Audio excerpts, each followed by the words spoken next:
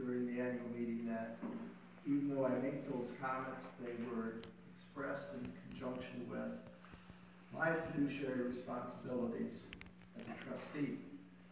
But the community has returned Kathy as clerk, and as such, we are going to be a team. And as a member of the new board, her success is going to be the board's success. And the board's success is going to be serving the community appropriately and at a standard that they expect to hold us to. Fortunately, our township is blessed with resources to ensure that we can enable the government to perform as it should for the benefit of the community, as well as the employees of the township, while maintaining ourselves within the guidelines that is found in the Michigan Township Association's authorities and responsibilities of Michigan's township. So, given that one of the key areas that has been a concern, it has been raised again by our ambulance director, and therefore I am looking to realign both the payroll and the medical insurance responsibilities that are currently performed by the clerk. But in order to get us to that point in which we can take action, I would like to walk us through the process that I use to analyze it. If we go to the MTA book on page 110, and I'm referencing this so that people, and since you don't have a copy, you can get a copy and look up what I am reading. I will pull sections of each of these things in order to accurately reflect what I'm trying to accomplish. On page 110, whether an official is overwhelmed by a complicated volume of responsibilities that come particularly with being the clerk or treasurer. There may be times when a township board may need to step in and provide other options for performing that function. Ultimately, the township is responsible for its affairs and functions, and the township board has the fiduciary responsibility to see that the township meets its legal obligation, complies with laws and regulations. So clearly, it states that the board has a responsibility to ensure that the functions of the township are executed appropriately and properly and meet all the laws that are required of us. On page 112 of the MTA book, it clearly defines what the statutory requirements are of the clerk. There are quite a few items in that requirement. To be perfectly honest, I did not find payroll or medical insurance programs as one of the statutory requirements. So, that being said, and if you'll bear with me, on page 222, since I know this maybe is being taped, page 222, the book reads, so according to MTA legal counsel, the township clerk is responsible for preparing payroll, including payroll withholding and reporting, by default because of the check writing and record keeping responsibilities. However, it is often appropriate for the clerk and township board to work together to determine the best approach to handling payroll, which may be done by others. So here, it clearly defines that since payroll is not a statutory requirement assigned to any elected official, it fell by default to the clerk. Whether or not the clerk wanted it or not, it fell to them. And I have personally no idea when that was assigned to the clerk's office within Torch Lake Township. At the very beginning. At the very beginning? Yeah. Okay. So I would now like to go to page 223. Ultimately, the township board must balance the available skills and resources of both board members and staff with the real-life challenges of cost and compliance for their regulated functions. It may be an option for a township board to use other staff or a third-party company to handle accounting, payables, and payroll processing. It is the board's responsibility to make sure this happens, and the MTA has given the board a wide swath to ensure that we do this appropriately. So let me be clear in what I'm saying. The clerk's priorities, first and foremost, is statutory. If other things have been assigned to the clerk that are not statutory, there are opportunities to ensure that that particular function is executed at the level that it needs to be. My concern is the fact that this incremental work was assigned many years ago with different work requirements that now engulfs the clerk's office. My feeling is that if this incremental item is also hindering the performance of the clerk to execute the statutory requirements, that the board's responsibility is to figure out how to get the payroll done and leave the clerk responsible for the things that have been assigned to her by the state. We have a couple alternatives. One is outsourcing the payroll. I tried to do that in February and it was defeated 4-1. Part of that was the cost estimate of $8,000. The other part was that Sharon has been helping Kathy since that time in February. And she's spending her time and not being compensated for it. And it's out of the goodness of her heart that she is doing that to ensure that the payroll is done correctly.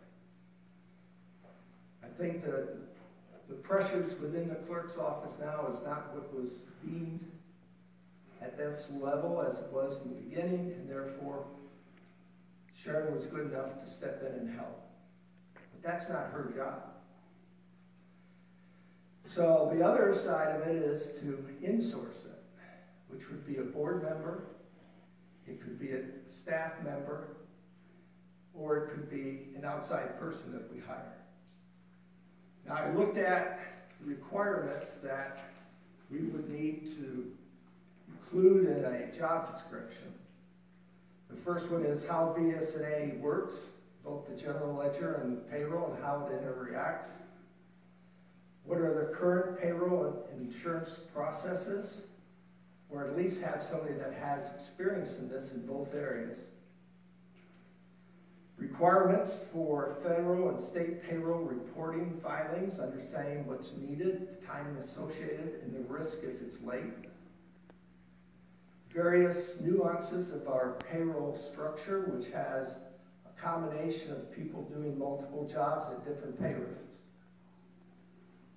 We also need somebody that knows the people in our payroll so that it's easier for them to process it than have to go through and learn, close to 50 new people. Finally, because it's payroll and it's a financial responsibility, we have to ensure that our auditors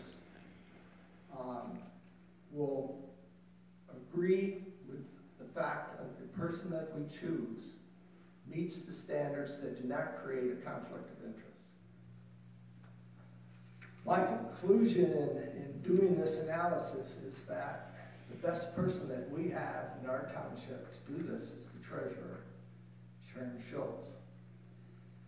She has been helping, she has the background, she has the knowledge, and she is also willing to take any training that's required.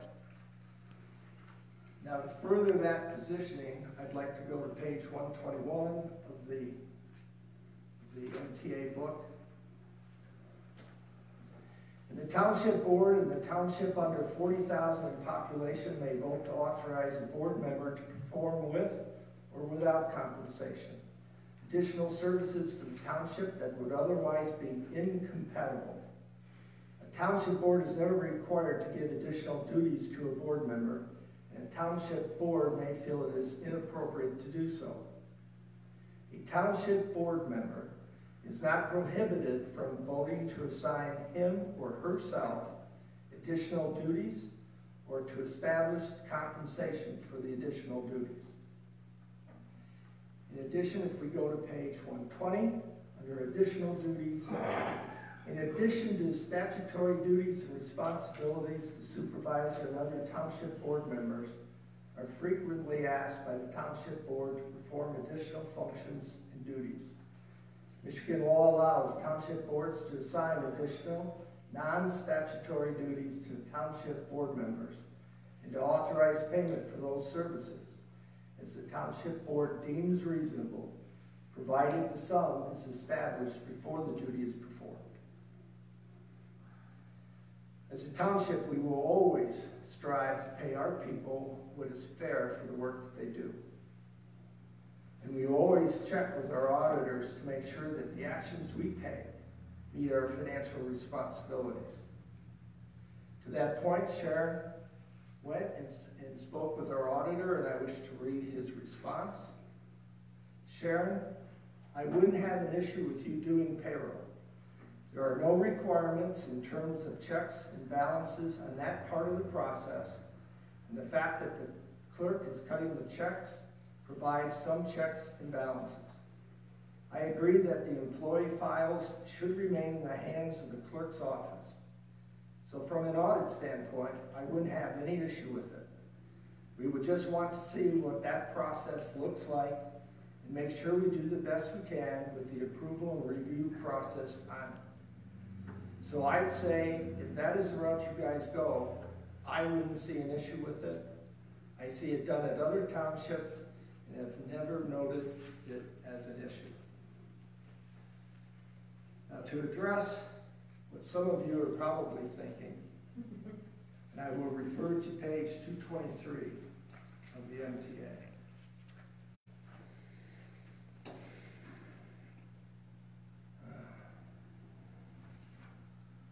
Also note that arranging to have someone other than the clerk perform the payables or payroll functions is not to say that a township board can simply reduce the salary of the office of clerk as a result. The person who holds the office of clerk would have to agree in writing to reduce the salary of the office for that to happen. Unless the salary of the office is reduced effective with the start of the new township term. From a practical standpoint, reducing exposure to state and federal penalties for payroll non-compliance may soften the reality that the township may have to pay additional costs. The other item that is in force is the fact that we have no idea if at the time that the additional responsibilities were assigned to the clerk, if there were incremental funds provided to her or him for that function. If we have no record of that, we will have to assume that the pay that was given was at this point, I'm not going looking for it. My feeling is at this point, the salary reflects the statutory work requirements which have expanded since the beginning of the township having a clerk doing the payroll. So I would like to return to page 110.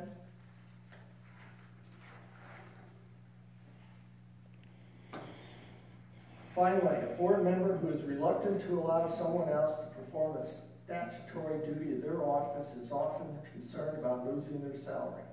Because the salary of the board office cannot be reduced during the term of office, without the official's written agreement, the office holder will still be entitled to the salary of the office, whether they actually perform the duties of the office or allow someone else to perform them. It can be expensive because the board is likely also paying someone else to perform those duties, but it is one way to at least minimize mounting penalties for late payroll reporting, for example. Finally, at the very least, on the same page, at the very least, the office holder has a responsibility to see that the duties of his or her office get done. And that may include working with the board to have the job done by others, including the official's deputy, other township staff, or outsourcing under the office holder's oversight.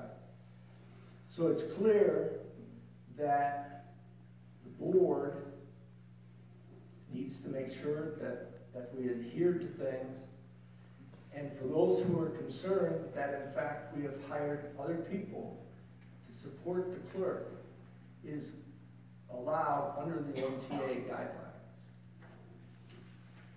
So in summary, the board, we have an obligation and a duty to support elected officials with both their statutory and incremental responsibilities.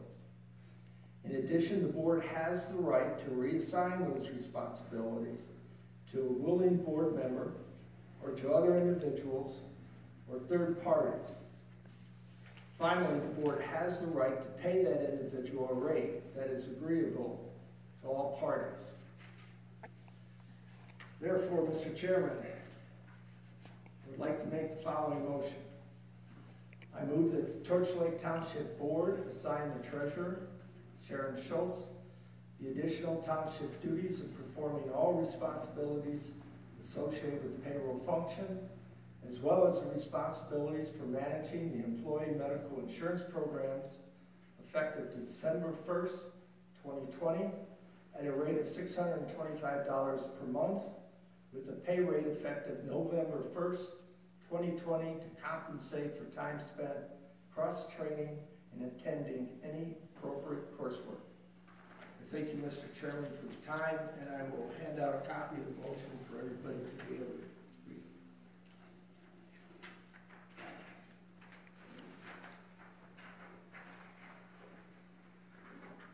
I will second that motion so we can have discussion. Thank you, Mr. Chairman.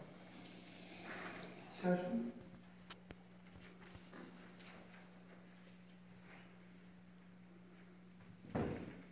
I have lots to say and nothing to say. I appreciate the support brought up by Mr. Cook and hopefully by the board.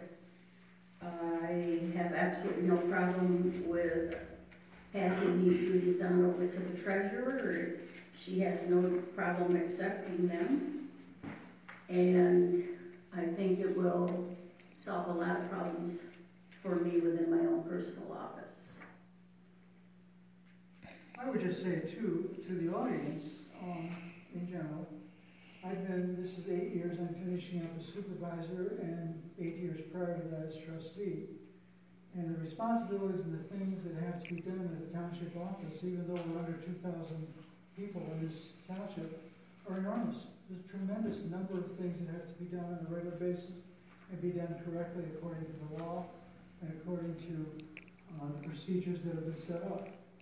Okay? And it's not, for me so far, it's not overwhelming, but it is a lot. There is a lot of work, and I mean a lot of things to do and to remember. And it's very, very easy to forget, mess up, all that kind of thing. But it's all important stuff, and it's required.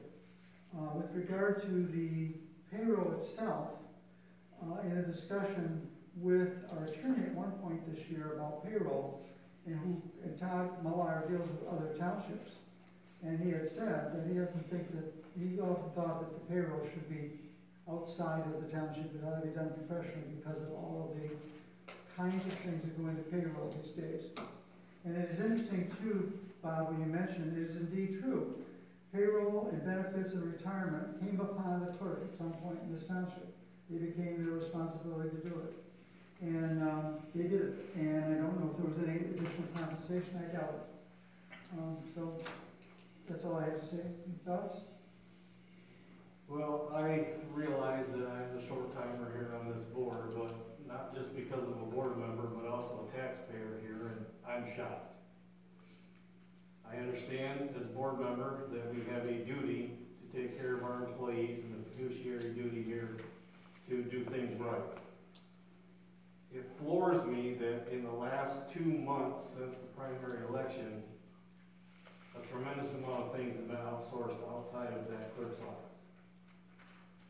And to think that I would be sitting here tonight faced with one of my last month and a half on this job, with having to look the taxpayers that 4 years ago put me in office in the eyes and tell them that we're gonna pay for the same things twice. Now, I truly believe that Sharon Schultz is more than capable and probably the best person for this job. But I cannot agree at all with someone running for re-election for a position in which they were already doing these jobs under the financial obligation that they have been being paid for many, many years now. It's not like this board dumped this on this clerk and then expected it to go well. This clerk has been able to perform these jobs for how many years now? And now, for whatever reason, there's these problems, there's these issues, and let's just throw money in. To me, that's wrong. I'm sorry, I can't support this in any way, whether as a board member or as a taxpayer. As a taxpayer, I would be sitting out there in that audience right now saying, in all good, clear consciousness, the clerk should remove herself from the November election. If you sign up for a job, knowing what the job entails, and you accept the job, then you should be expected to fulfill the job. And to me, the timing of this is horrible. It's like, I won the primary, I'm in for 4 more years, I'm gonna collect my $100,000+ over those 4 years. At this point, there would be 3 assistants to that job. And right now, we're spending $32,000 a year before we outsource this to the treasurer's office. We're already spending $32,000, we're just gonna keep spending that and outsource it?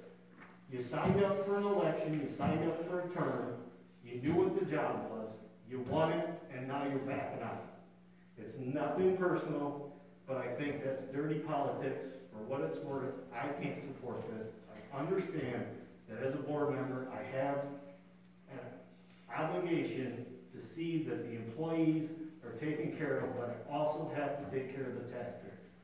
And I cannot go out in the community and say, I supported paying for something twice. Well, Go ahead. and I totally appreciate your position. That's not a problem. I think my concern is number one, and I specifically related that is, I'm not sure the position has been paid for doing the payroll. Now, there's no evidence of that I was able to find. I'm not going to do a lot more research, but if in fact the payroll was given to the clerk years ago, both the responsibilities the clerk has expanded, and there probably wasn't any incremental pay for that person. So the pay that she receives is for the statutory work that she is doing. But if she signed back up for the primary election and the candidacy to serve 4 more years, and she has already been there for even a term, let alone 2 terms, you're signing up for, you know the job. You've got somebody that walks in off the street, throws her hat in the ring, they don't really know and understand what all goes on here. All of us have been here at least 4 years. We understand, I understand what a trustee does, I have a pretty good feeling of what you guys do. However, for me to run again for trustee, I know what I'm getting myself into. I'm not Joe Blow off the street. We're talking about a clerk here that has been here for a couple of terms, has been doing this for this pay. And now, I'm faced with, I'm just going to give you the pay and not expect you to do the work. I'm not saying I'm not questioning whether or not the 25 whatever is fair now. What I'm questioning is, it seems awful fishy to me that not even 60 days removed from the election, we've already thrown 2 more assistants into that office. Nothing that I can see has changed that drastically since that primary to warrant an assistant and now this. And that's why I said I can't support it as a taxpayer or a board member. However, I do realize as a I would be sitting in that office wanting that clerk, if they cannot do the job, to remove her name from the November election. All right, so from my perspective, that's off the board. She has to decide to make that decision. I can't do that for her. The community made a decision.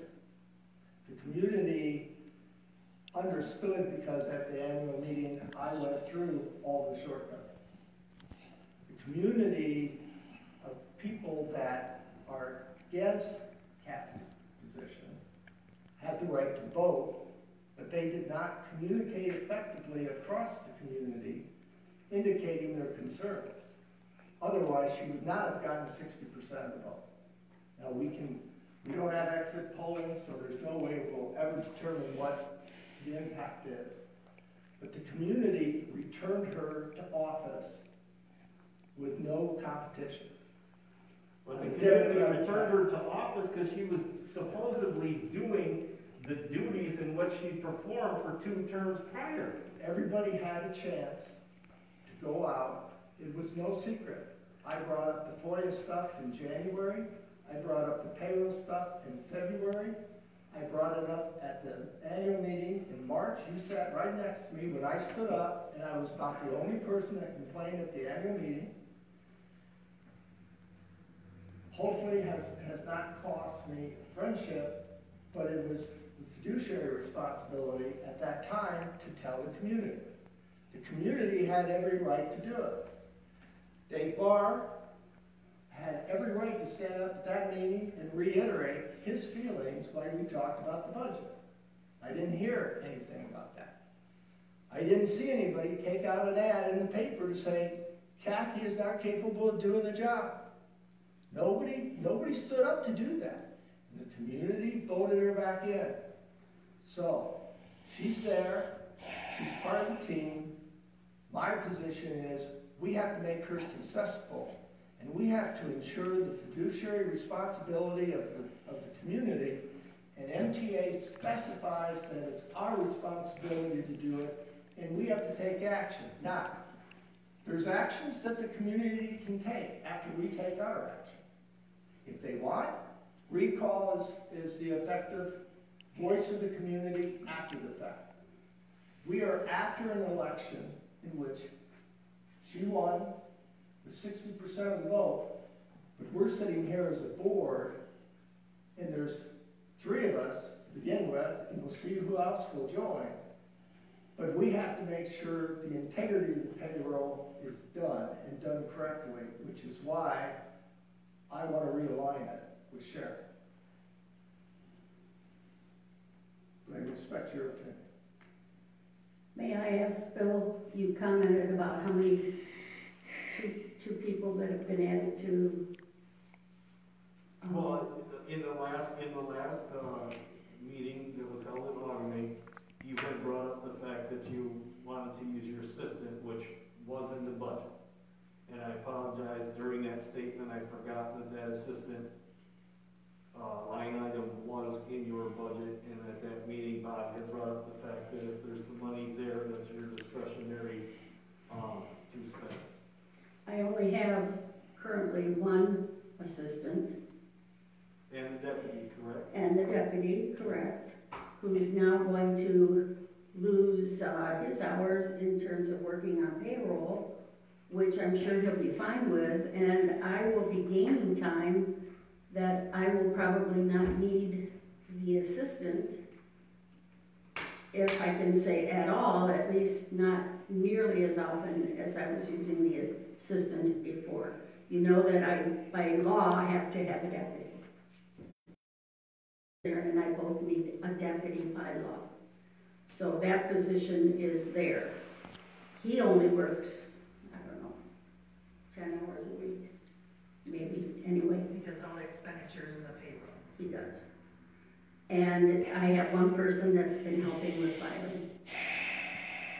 So I don't want people to think I have 15 people coming in there working while I'm playing games on the computer or something. I don't know. And let me also remind you that you reduced or you did not approve my salary, increase at the, annual meeting. We did So- not, that was reflective of the discussions that we had as to the performance. That's right. And Well, and that it was gonna cost more money to have the assistants. So at that time, it made sense to reduce my salary. But I guess in my defense, you've already cut my salary, and I have one person helping me with filing as well as a deputy. I would agree, I would challenge the cut of salary because it was a lack of an increase, not a cut. For the annual board meeting. that would be correct.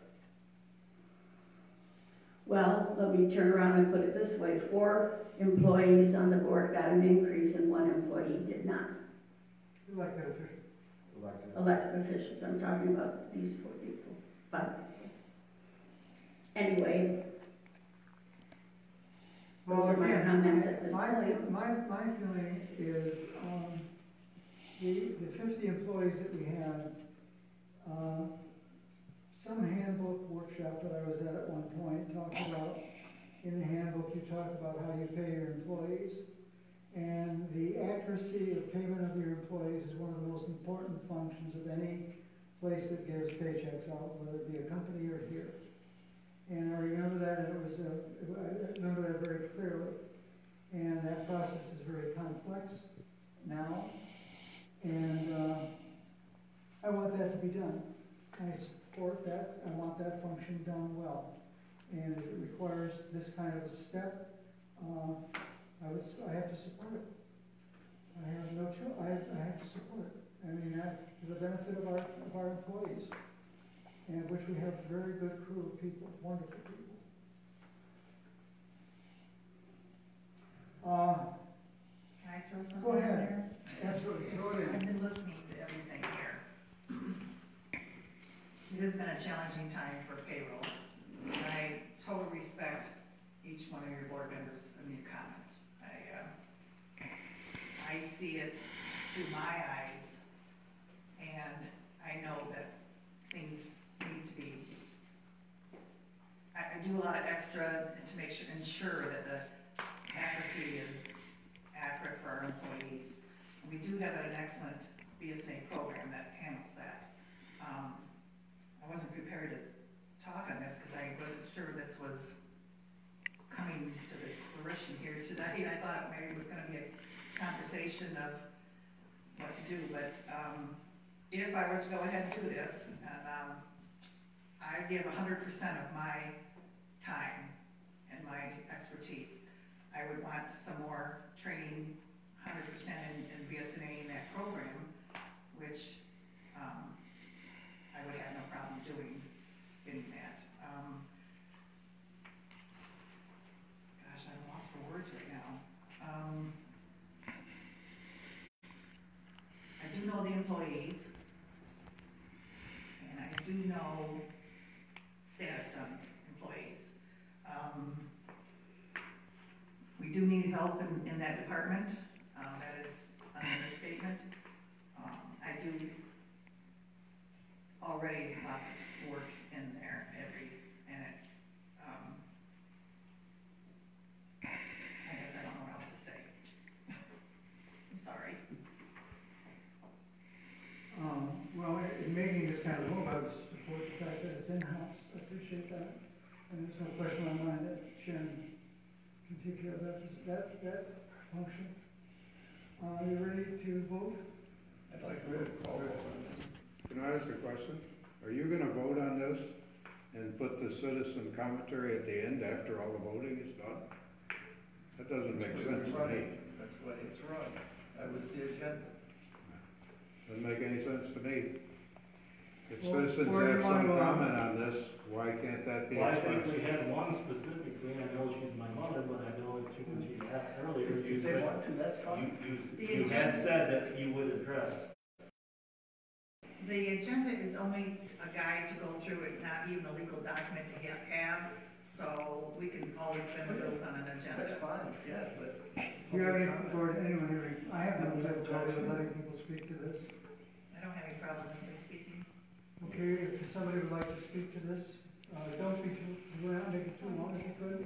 Go ahead, Dave. I'm just Dave Barr, Northwest Torch Lake Drive. I'm just going to reiterate something. You have a responsibility. I understand that. You also have a responsibility as a pocketbook. And to me, you have a person, clerk, I like Kathy, I get along with Kathy, I don't have any problem, but it's a job. And if the job can't be done with 3 people, then what is going on? And why do I, as a taxpayer, have to pay another $8,000 to get a job done?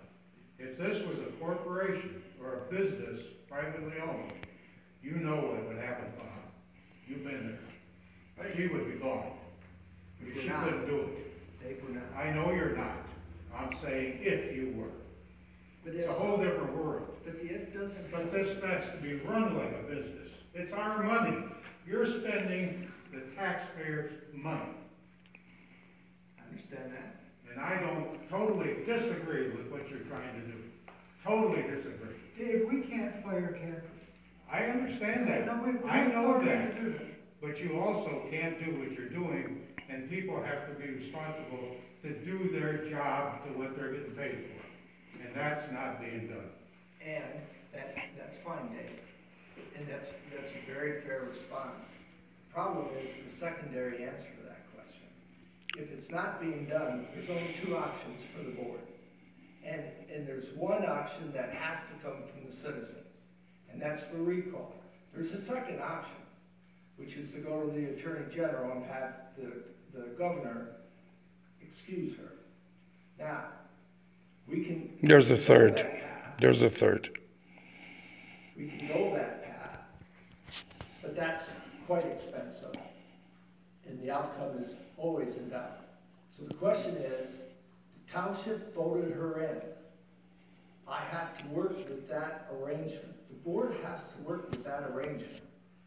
And if it costs extra funds, the MTA is outlining the fact that the board has to make that decision. But I totally understand what you're saying. You are spending, in 4 years, you're spending $32,000, which is what her salary is. So Dave, you have an option. I understand that, Bob. You forgot. But I'm saying, if you guys do this, I just totally disagree with you. But That's what I'm saying. That's fine. Okay. We appreciate that comment.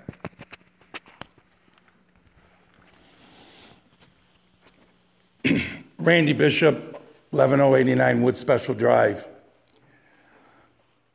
I am the chairman of the Antrim County Conservative Union. All of you were given questionnaires from our organization prior to the primary election. The position of clerk did not answer questions specific to this particular item. Had the people of Torch Lake Township known that this candidate running for re-election of clerk was not capable of performing her duties and was going to be required to have more people brought on board to facilitate her responsibilities that she's been doing for more than 2 terms. She ran fully knowing what the position was, what it entailed, and exactly what the job responsibilities were. Now, capable, she should have never run for office or election. I contend she committed basically fraud on the voters of Torch Lake Township. She did not disclose she was not capable of doing the functions. She did not disclose that she was going to need help. She did not disclose that we needed to pay more taxpayer dollars to facilitate the responsibilities that have been the clerk's for a long time. Forget about in the beginning, when it was just handed over and there was no compensation. We don't know that, and you don't know that, and nobody knows that. Fraud was committed on the voters of Torch Lake Township. Now, there is a third option. The clerk, even though she's won a primary, hasn't won a general election yet. She can withdraw her name from the ballot. because she's not capable of fulfilling her job responsibilities that have been historically hers. There's another requirement. As clerk, she must be bonded. If she chooses not to be bonded, she can't serve her elected term. She has choices to make. Because I can tell you right now, if you go forward with this tonight, she will be recalled. Guarantee it. Number one, you want us to make this a public embarrassment, and you want us to go through a recall, and we want to name out why she's being recalled? That's not good for Torch Lake Township. That's not good to the voters that were frauded on August 4th, and it's not good to her. She has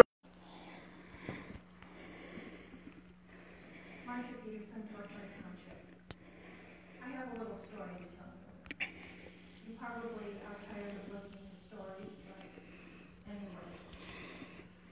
More than 5 or 6 years ago, I was in a group of people when the subject of Torch Lake Township came up. I have lived in the Torch Lake Township for many years. Bill was a baby, and we see he's not 25 yet. So I have been here a long time. And I always worked. I worked in management. I know how difficult it is for you people to sit on a board and do the right thing. I have many times worked in my position and sat for days and days and slept on items before I made a decision. But in that meeting that was discussed, one of the topics of discussion was the township clerk. I listened, I took notes mentally, and I said, well, I'm not forming any opinions. I didn't form an opinion. Several years later, I retired. I started coming to some of the meetings to find out what was going on in the Torch Lake Township, the planning, the zoning, and the board meetings. I met many people speak. I heard very little from Kathy. I still had this in my mind. Who is Kathy and what is Kathy about? Well, I volunteered myself for Kathy. I have worked a lot of hours on the cemetery as a volunteer. There are many more hours that need to be put into the cemetery to bring it up to what has to be a responsibility of the township as a whole. I appreciated the work. Kathy took the time to explain. She was always very pleasant, very professional to me, and answered my questions. I enjoyed working with Kathy. But I struggled in my mind continually working with Kathy. And COVID came about, and I was no longer working with Kathy. Then I struggled with, okay, am I going back to work with Kathy? And the decision is no. I did not wish to go back and work with Kathy as an employee of the township. The reason being, and I struggled all winter long thinking about the situation, I learned the answer to the question that I had sought. Kathy, you need to do the right decision. You need to make the right decision for yourself, for the board, for the township. I don't think you're capable. Yes, you have a lot of work to do. But like stated, that was the work that you accepted. That is the work you want to do. And that is the work that needs to be performed. So I am saying, as a taxpayer, and as a person of this township, Kathy, please make the right decision. Make the right decision for Kathy. Make the right decision for the board. Make the right decision for all the employees that work in this building and support the township. Please consider removing yourself from the November election. I am sorry, Kathy, but that is my personal conscience does not say to myself that I can come to work and spend taxpayers' money already the second time on a position that should be doing that job. So thank you for listening. Yeah, I'd like to, I'm sorry, Bob. Jeff Graber, Torch Lake Township taxpayer too, also zoning administrator. And all the times I've been to come into meetings since I moved to this township over 7 years ago, I would strongly recommend that the board table this discussion, think it through, because I would really like to see an entire plan laid out. If this gets transferred over to Sharon, who's gonna back that role up, how that whole process is gonna work, and make sure that it's well documented. Because the one thing, having worked in this office for the last 3 years, very few things are well documented of who's responsible for what, how it's to be done, what are the statutory responsibilities, and what those steps are in that process. So before, purely my suggestion, before you vote on this as a board, I suggest you think about the presentation that Bob Cook and the motion that's on the floor, but really think through how is this going to be laid out 4 years from now if Sharon decides not to run. Is this job going to be part of that role? Is the clerk's role going to be different? Will everything need to be realigned 4 years from now? But just make sure that it's well documented.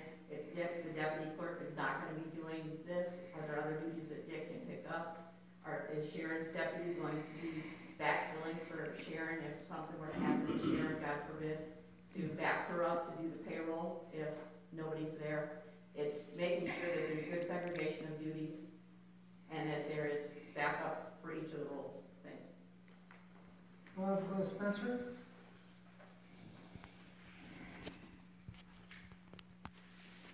I just wanted to take my mask off.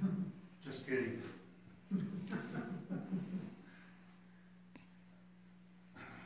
You guys know I was an educator. We always started out problem situations by saying, let's clarify and identify the problems or problems that we're trying to solve. What is it we're trying to take care of, to fix? And secondly, what evidence will we accept that we have come up with a fix that will work? You need to talk about those things going in and coming out. Just something to think about. What's the problem you're trying to solve? What's the evidence that you will accept that it's been done? It's obvious there's been a lot of thought and a lot of talk about this set of circumstances, but a lot of that talk I've not been involved in or have not overheard. This didn't get here in a couple of months. I can tell you that, and you know that. Just a point of information off in a different direction. The board didn't freeze Kathy's salary. The board passed a resolution to raise her salary for the next fiscal year. It was the electors at the annual meeting that did not approve the resolution that the board